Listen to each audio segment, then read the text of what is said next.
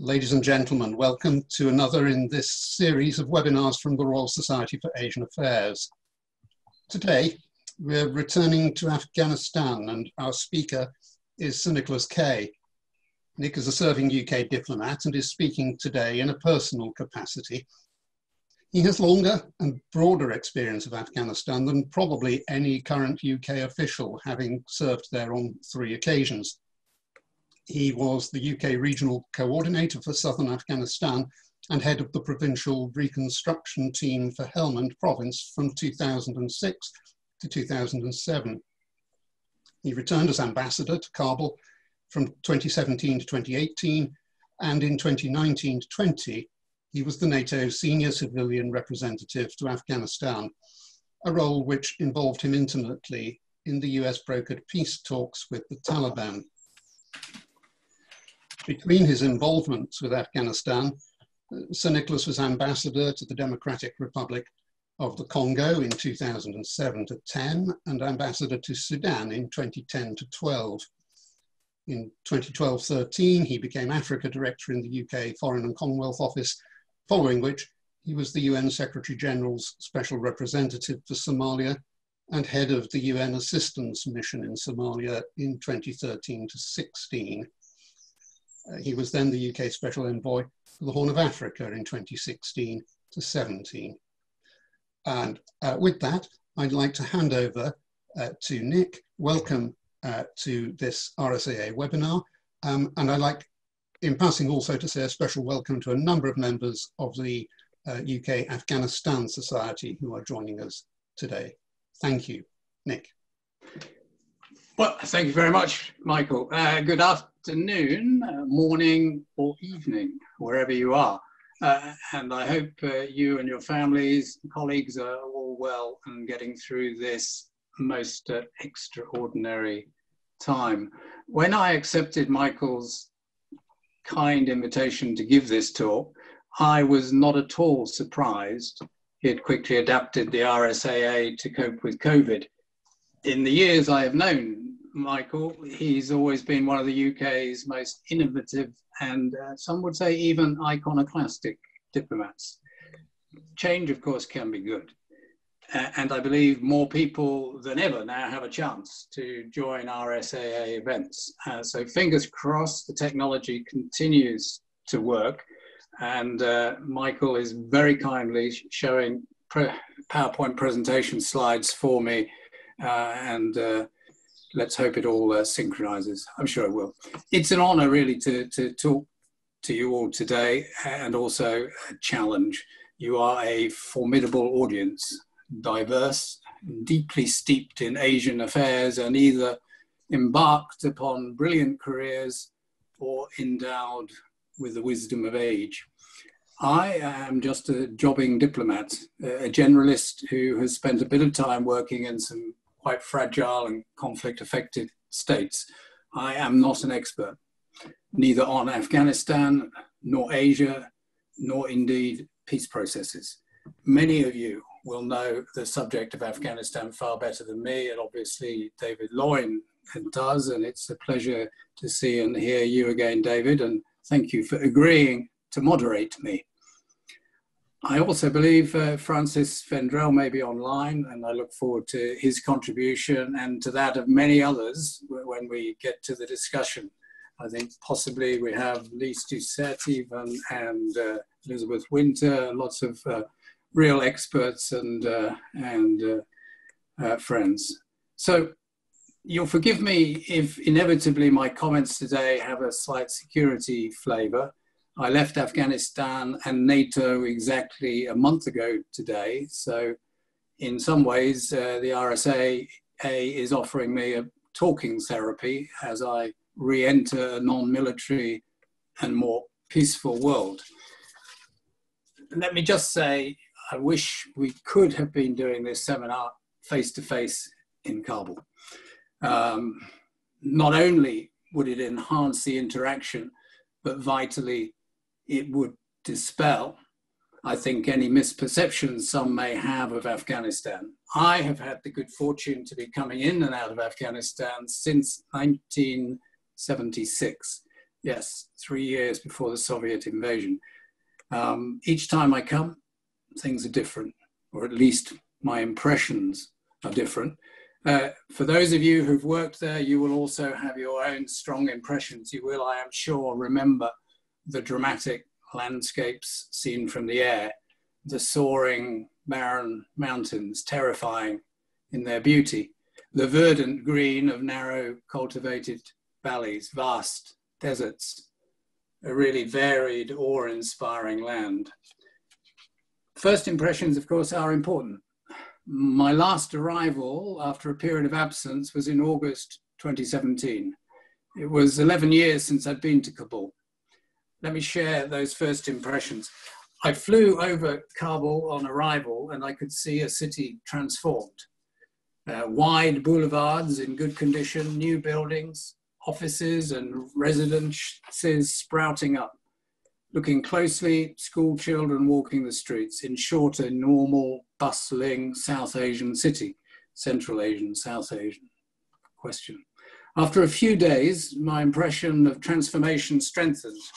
Universities were full, ministries looking and acting like ministries, young technocrats, generational change, vibrant media, and above all, the armed forces.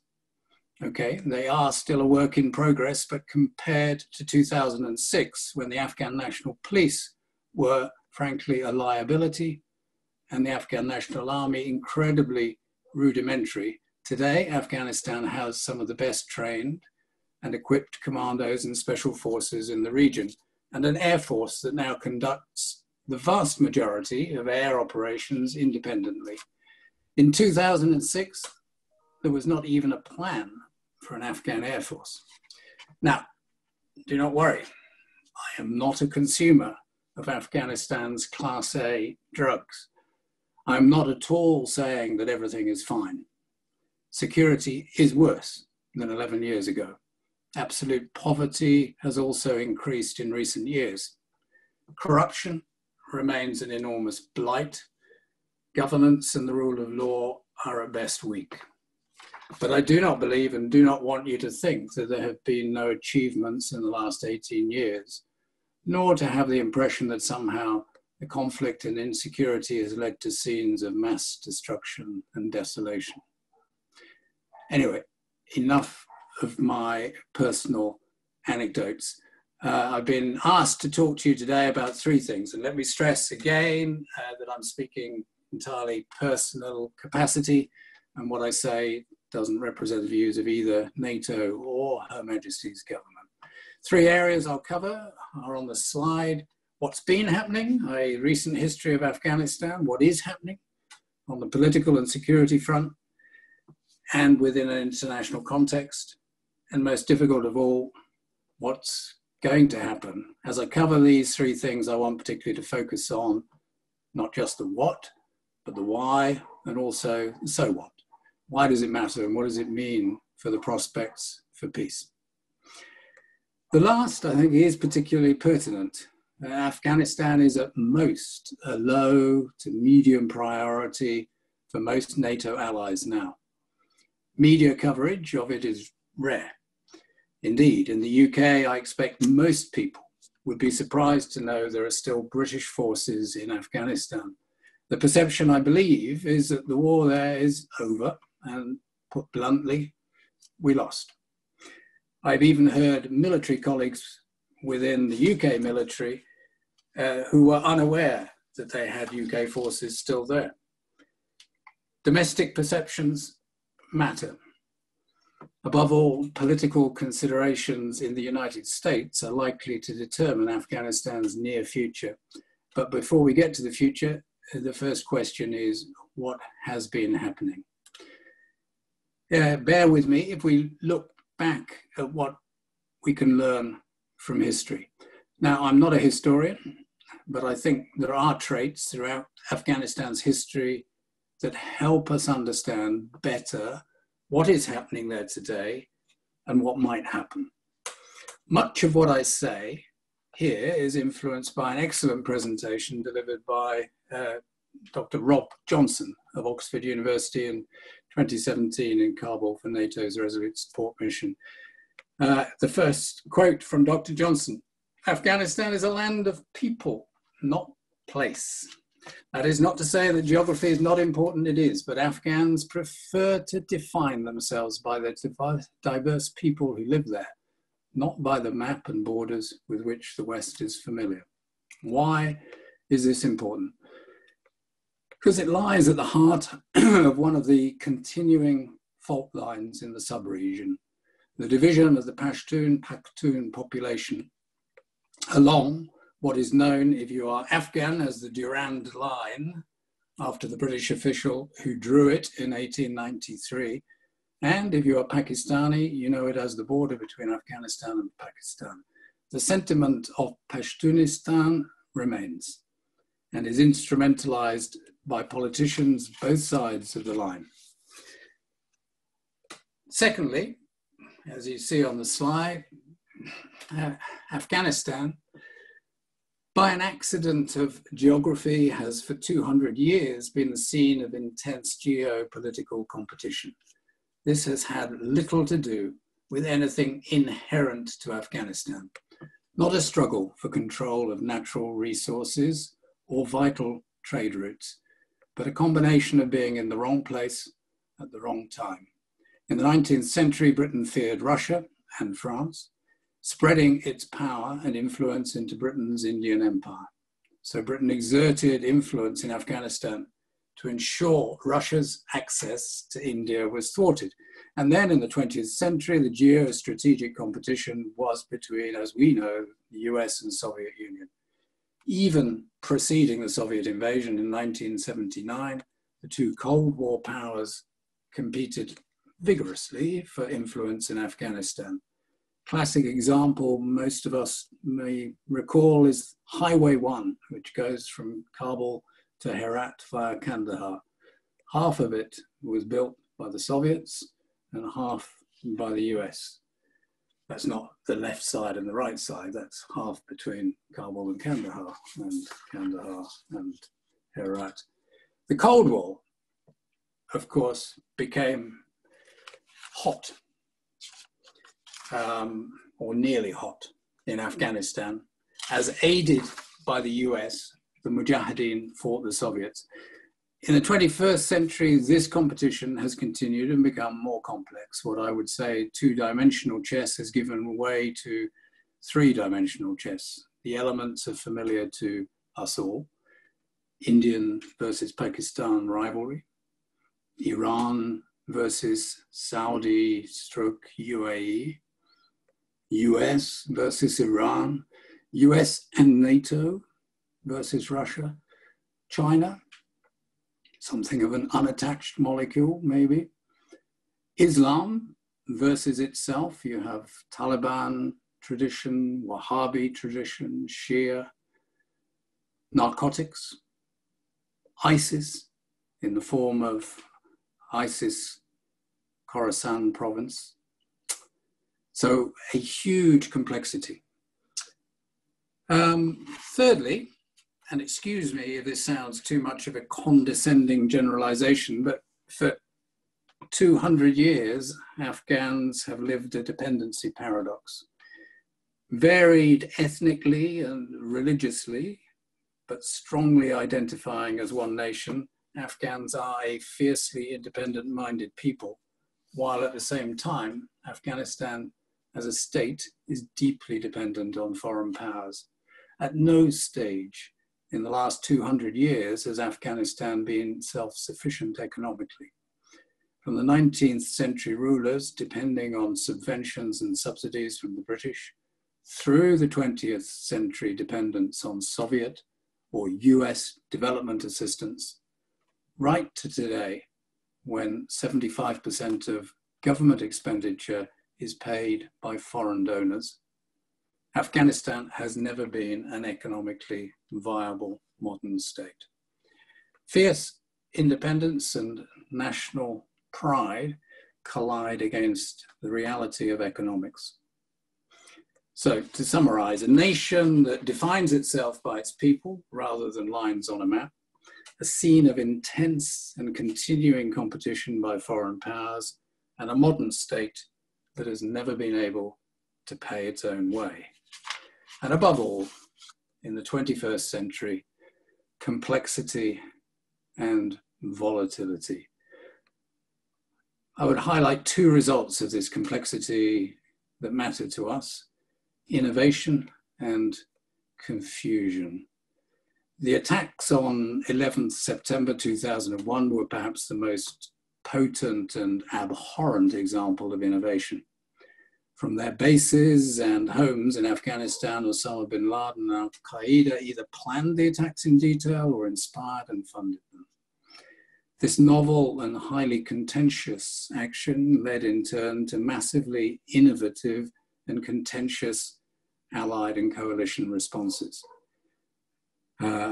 Article 5 for NATO was invoked for the very first time, and NATO for the very first time undertook an out-of-area operation.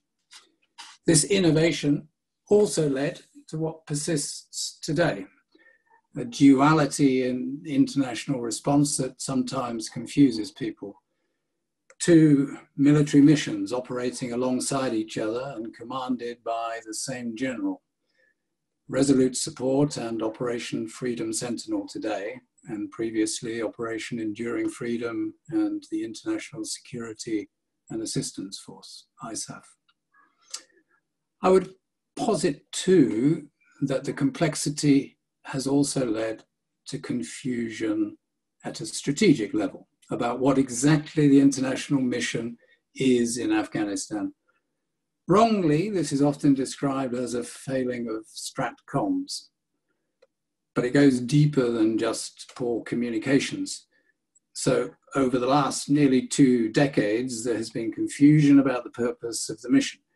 Is it to defeat Al-Qaeda, who were responsible for 9/11, or to right the wrongs of the Taliban period, especially their violation of human and women's rights? Or is it nation building? Or countering narcotics? Or humanitarian and development to help one of the poorest countries in the world, where 80% of the population is below the official international poverty line? Or is it to prevent massive illegal migration to Europe? Afghans are consistently in the top 3 nationalities of migrants arriving in the European Union. Or is it all of the above? The current NATO mission's purpose is expressed very simply by the Secretary General as being to ensure that Afghan territory is never again used as a safe haven for international terrorists. And NATO is now doing that, not as a combat mission.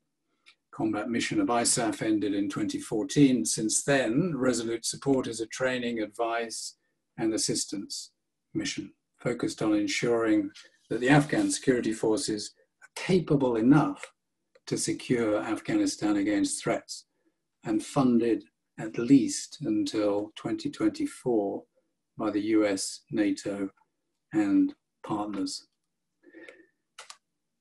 Let me now turn to what is happening now, and I'll cover 4 things that occupied most of my time over the last months in Kabul: the post-election political crisis, peace process, security, and the fighting season, and COVID-19. Politics. I shall be relatively brief because Afghan politics are a mental maze or quagmire, both a way of life and a state of mind. In a nutshell, as many of you will know, there was a presidential election in September. The preliminary results were announced in December, final results in February, and President Ghani was inaugurated on the 9th of March, nearly 6 months after the election. So far, so good. Surprisingly slow, perhaps, probably a world record for counting and verifying what turned out to be less than 2 million votes. But there is a twist to the tale. Also on 9th of March, the second placed candidate, Dr. Abdullah, was inaugurated as president by his supporters. Since then, the sustained efforts, primarily Afghan-led, but including a flying visit by Secretary Pompeo in the teeth of the coronavirus pandemic on 23rd of March, led to a political compromise between the two leaders, which was signed 10 days ago on the 17th of May. For the first 5 months for 2020, political life has largely been on hold, with impacts across the board: security, economy, health, and on peace, which is why, above all, the political crisis mattered, and why, when the leaders failed to solve it during Pompeo's visit, the US decided to cut funding to Afghanistan by $1 billion for the year. A significant amount when you consider that the US funding for Afghan armed forces is about $4 billion a year, and their development and humanitarian assistance about $500 million. So $1 billion is a big chunk of either or both. Let me talk briefly then about the peace process, which was in fact the title, at least one of the titles of the presentation. The main impact of the political crisis was the brake it put on the government preparing itself for talks with the Taliban. Without a united and inclusive Afghan approach, an inclusive negotiating team, and a politically inclusive council to which it reports, there can be no progress. Many with whom the Taliban need to make peace are in Dr. Abdullah's camp as former Northern Alliance who resisted the Taliban from 1996 to 2001. Names you'll be familiar with: General Dostum, Mohakek, Khalili, Ismail Khan, and of course the Jamiat-e-Islami party, or part of it, led by Salahuddin Rabbani. But let me repeat what I just said. The brake the political crisis put on the government preparing itself for talks with the Taliban. When I arrived nearly 3 years ago, such a sentence wasn't heard, barely imaginable. There was no peace process. Most commentators, me included, have said at some stage in the last year that Afghanistan now has the best chance for reaching a negotiated end to the conflict than at any time since 2001. Why? What has happened to cause this? 3 interrelated things, I would say. First, it's noteworthy that there is increasing general acceptance by all parties that an outright military victory is impossible, and therefore a political settlement is the only solution. Some have recognized this before, but not as universally as now.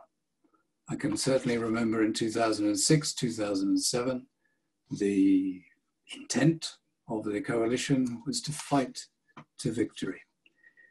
Now there is that consensus.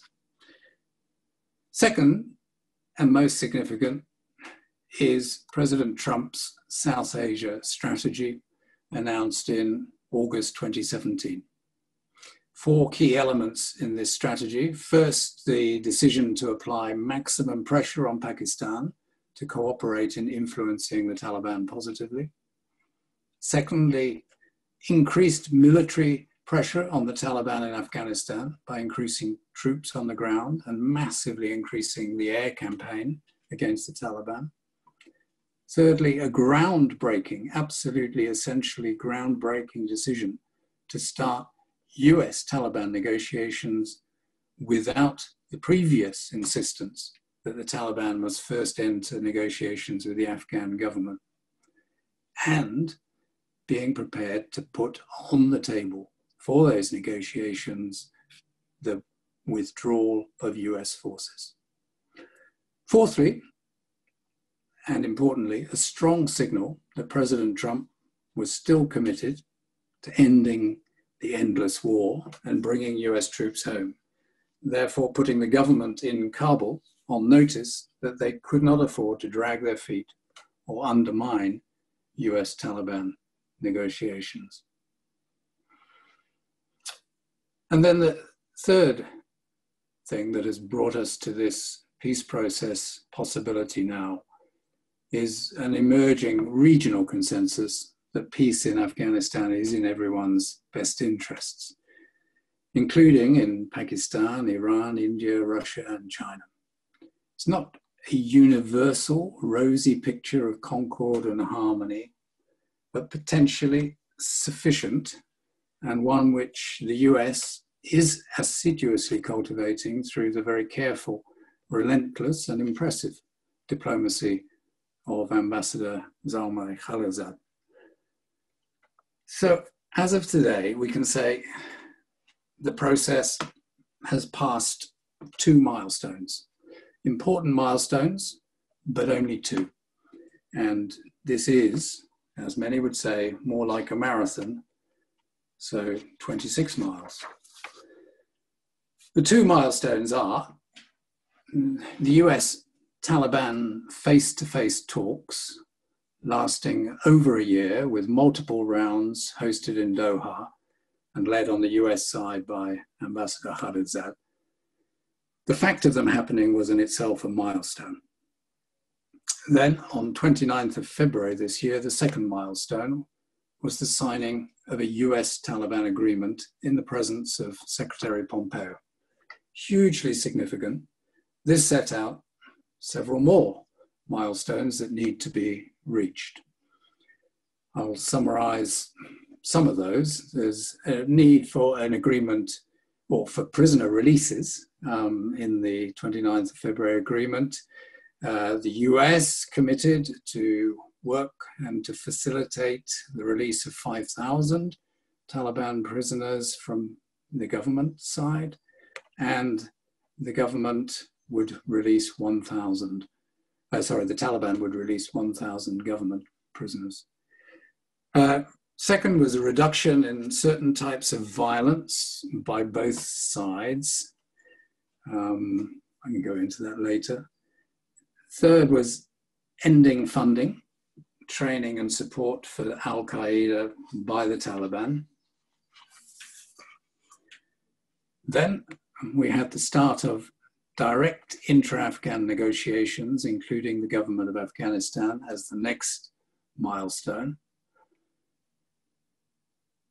Next was withdrawal of a first tranche of US and NATO forces within 135 days of the signing. So that was by the 3rd of August. And you may have seen that the US reduction was to bring US forces down to 8,600 US forces. And the NATO reduction was the total NATO force to go from about 16,000 to 12,000. And that reduction is very much underway. The next, an eventual ceasefire agreement. And then final milestone, as envisaged in the agreement on the 29th of February, complete withdrawal of all US and coalition forces within 14 months of the signing. So the 1st of May, 2021.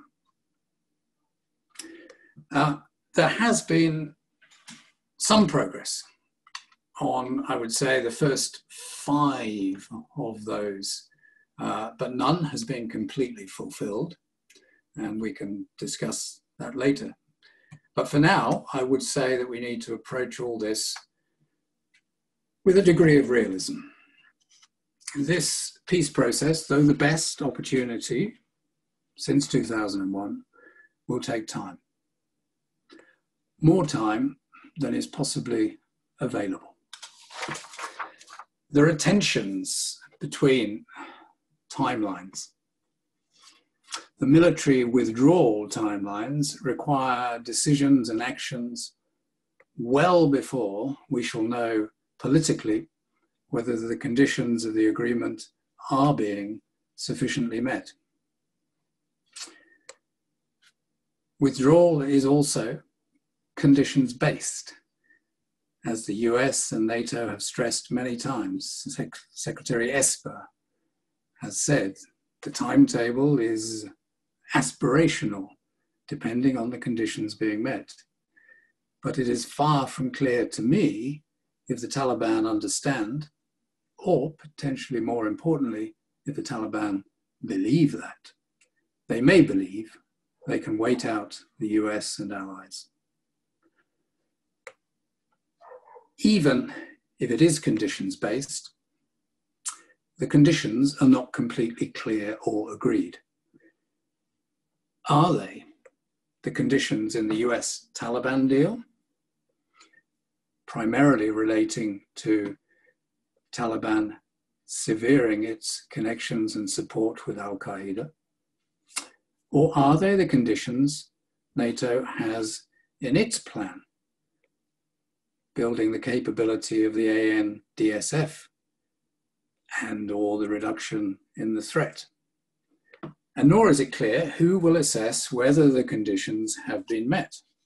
Will this be a unilateral US decision? Will it be made jointly with NATO and or the Afghan government? What about the Taliban? A realistic assessment, often expressed by the Secretary General of NATO as a paradox, is, and I quote, NATO's chances of getting the outcome NATO wants, and therefore of being able to leave in a way we want, are higher if we say we are prepared to stay forever. For this school of thought, the bottom line is there should be no comprehensive military withdrawal without a comprehensive peace agreement. Beginning intra-Afghan negotiations, which is a condition in the US Taliban deal, is not enough. Concluding them is the minimum we should require. Just a brief word on security and the fighting season, because it is topical. Many of you will have seen media coverage of horrific attacks in the last few weeks, and President Ghani's order to the Afghan security forces to go on the offensive. And of course, we've seen also more recently and more encouragingly the 3-day ceasefire for Eid. The Taliban attacks and the ANDSF offensive, of course, have not come out of the blue. As you will know, traditionally fighting increases after the snows melt and the first poppy harvest completes. So by May, there is usually an announcement by both sides of the new season's operations. Despite the US Taliban agreement on 29th of February, while I was still in Afghanistan, there were clear indications that the Taliban were preparing for a spring offensive, which may well involve attacks on district and provincial centres, as well as moves to control the ground lines of communication. The impact of renewed fighting on the peace process could be severe, but not necessarily fatal. Fight and talk is not an impossible situation to handle, even if not desirable. The US has made it clear that it remains able and determined to defend Afghan forces and the Afghan government, including preemptive use of airstrikes and targeted assistance to Afghan special force operations. One thing is clear, although again not surprising, and that is that ISKP, ISIS, are behind some of the more horrific and destabilizing incidents. The US assessed that IS was responsible for the Médecins Sans Frontières maternity hospital attack recently. Why is this happening? I would say two factors are driving this. First, the need for ISIS to show their continued relevance despite significant setbacks at the hands of the Afghan security forces and the US. But most importantly, IS intent to undermine the US Taliban peace agreement. The last thing IS wants is to have to face a united Taliban, government of Afghanistan, US effort against them. That brings us to the other battle that is going on, which is COVID-19. It may seem remarkable to you who are affected directly by the virus, and you've seen how it's turned the world upside down. It may seem remarkable, therefore, that the traditional fighting season in Afghanistan may be unaffected. The Taliban seem to be carrying on as if nothing has happened. This may be because the COVID wave has yet to hit the shore in Afghanistan, or at least officially. Lack of testing and robust systems mean that official figures probably do not reflect reality. Latest figures are just over 12,000 cases from 33,000 tests and 220 deaths.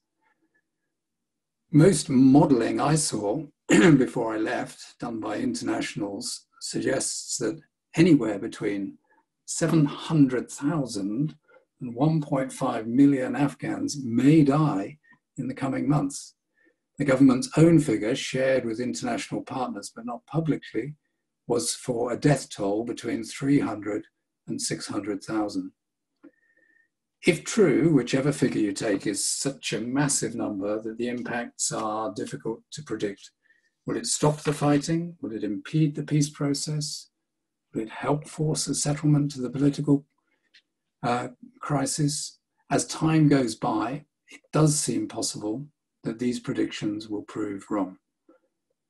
Let us hope so for Afghanistan and Afghans' sake.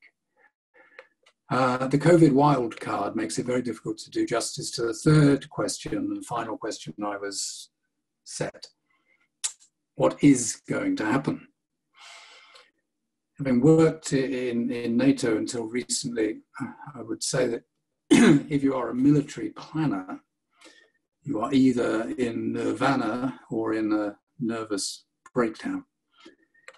There are at least 3 scenarios for US and resolute support, all of which require quite different plans. The first scenario is that US and NATO presence goes to 0 in 14 months, i.e. by the 1st of May 2021. That in itself is an enormous planning challenge. Second scenario is that we continue with a condition-based reduction, not a time-based. And the third is that we transition to a new enduring mission that is more focused on counter-terrorist priorities and possibly sustainment of the Afghan security forces. But what will be happening in Afghanistan and the world as we make these plans? When we emerge from COVID, which we will, perhaps in 18 months, again a timeline that is in tension with a potential US Taliban timeline, some things will be different. I expect there will be less money available and less appetite to spend it in far-flung places. But several important things will be the same, or even worse, in Afghanistan. Poverty, state fragility, greater, and the presence of foreign terrorist organizations, Al-Qaeda and ISKP, stronger. Narcotics, likely to be the biggest safety net for the country, so increased production. Given increasing poverty, lack of international development assistance, migration likely to surge. Regional competition likely to be starker, and especially if there is a withdrawal of NATO and US forces, neighbors near and far may continue to support competing proxies. So I apologize for not having an upbeat ending. Brings us full circle to where we started. Afghanistan will continue to be a victim of geography. It will continue to be dependent on foreign power and money. Its internal weakness of institutions and economy and its porous borders will continue to be conducive for international terrorists. 3 final thoughts. We ignore Afghanistan at our peril. 1 final anecdote, if I may. In the mid-1990s, I worked in the Foreign Office in the South Asia Department as gloriously titled Section Head for Pakistan and Afghanistan. In this section, covering both countries, we were 3 people: myself, an assistant desk officer, and what now seems to be a quaint title, a registry clerk. If you had looked at the same section 5 or 6 years earlier, there would have been about 30 people. In reality, after the Soviet withdrawal and the descent into civil war, Afghanistan dropped off our priority list and we scaled back all our effort there. Of course, a few of us were saying, look out, pay attention, we can't afford to ignore Afghanistan. Mostly the threat of drugs caught some attention, but not much else. I remember one day in 1996 when an American journalist passing through London asked for an off-the-record chat about Afghanistan. His main interest was terrorism. He asked me how worried was I about the recent arrival of one particular individual. He said a name that meant nothing to me. I'd never heard of the person, let alone his arrival in Afghanistan. Of course, I nodded gravely and said something suitably vague to cover my ignorance. In the coming years, we all became very familiar with the name Osama bin Laden. As I say, history suggests we ignore Afghanistan at our peril. My second thought to leave you with is the mission in Afghanistan is affordable. The military mission does not cost anything like what we imagine. The trillions often mentioned were in the past. 2 trillion, more or less, spent by the US on the Afghan and Iraq wars. Now, the cost to the US of the Afghanistan Train, Advise and Assist mission and sustainment of the Afghan forces is about 1/3 what it was at the peak. It's down from about $100 billion a year in 2012 to about $30 billion in 2019. The figures are very hard to get and very complicated. I can commend an article by Anthony Cordesman, The Cost of War and Strategic Triage, supporting enduring commitments versus endless wars is his title. But fewer troops, more special forces, vastly more air power, especially drones, have reduced costs enormously. And in terms of affordability, Cordesman shows that national security spending in the US is now at an all-time low as a percentage of both US GDP and total federal spending. Thirdly, long-term military presence is not so unusual. Building strength from fragility takes time. I wish it were quick and easy, but it's not. Parallels are far from exact, but the example of US presence in Europe post-World War II and in Korea post the Korean War show that when deemed important, a sustained military presence is possible. So, my conclusion, therefore, is that the NATO mission can and should get slimmer and more focused. International partners should be prepared to expand social and economic development assistance. And we should stay militarily until we are genuinely confident Afghanistan has ceased to pose a threat to our national interests. No comprehensive withdrawal without a comprehensive peace agreement. I thank you for your attention, and I very much look forward to the discussion. Nick, thank you for a wonderfully comprehensive survey of the status of affairs as they stand at the moment in Afghanistan. We are continuing our series of blog posts relating to the impact of COVID-19 across Asia. Look out for our next post later today, which is from Singapore. And within the next few days, we will also have a piece for you on what, if anything, international law can bring to the question of accountability for the spread of COVID-19. Next Wednesday, we will again be online, this time with a film. Romantic Road is the record of an extraordinary cross-continent car journey by Rupert Gray. And Rupert and his wife Jan will be there to discuss and answer questions afterwards. The notification will go out later this week. We have had a global audience online. If you want to revisit anything from today's talk or to share it with someone who could not join us live, a recording will be available on the RSAA YouTube channel from tomorrow.